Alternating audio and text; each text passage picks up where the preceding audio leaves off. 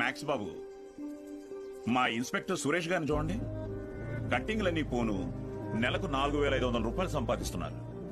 అదే సారాకొట్ సోమిగాడు వాడే ఎరా అక్షరం ముక్క రాదు, నిషాని, కానీ రోజుకు 500 రూపాయలు సరుకమ్మందే కొట్టు ముయ్యడు. మరి చదువుకున్నాడు కంటే బానే సంపాదిస్తున్నాడుగా. ఇంకేంటి మీ చదువుకున్న గొప్ప ఫ్యాన్స్.